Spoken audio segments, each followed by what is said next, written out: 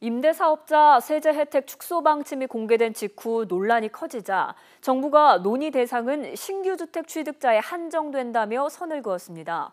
하지만 여의도 용산 마스터 플랜을 보류한 데 이어서 나온 움직임이라서 정부의 오락가락 행정이 시장에 혼란만 주고 있다는 비판을 피하기 어렵게 됐습니다. 이하린 기자가 보도합니다.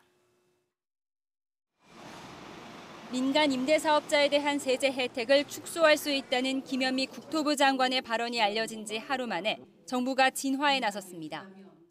기획재정부는 세제 혜택 축소 논의 대상은 시장 과열지구에서 신규 주택을 취득했을 때 한정한다고 강조했습니다.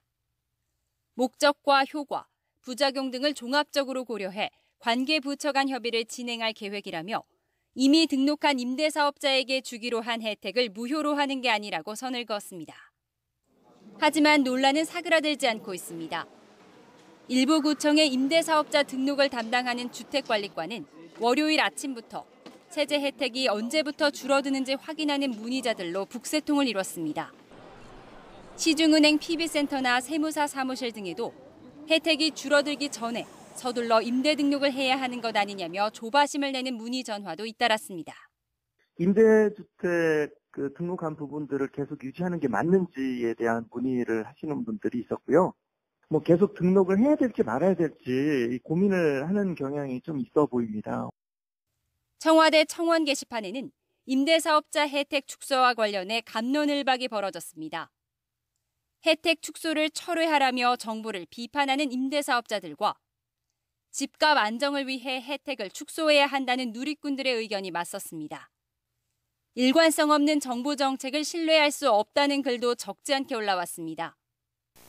부동산과 관련한 정부의 오락가락 행정은 이번만이 아닙니다. 지난달 전세자금 대출 보증 자격 요건을 강화하겠다는 대책은 하루 만에 변경됐고 집값 상승에 불을 지폈던 박원순 서울시장은 용산 여의도 개발 계획을 갑작스레 무기한 연기시켰습니다.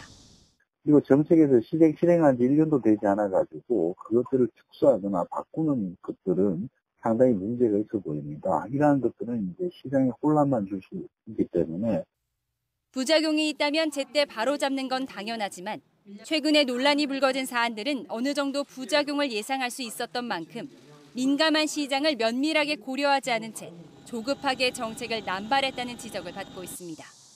YTN 이하린입니다.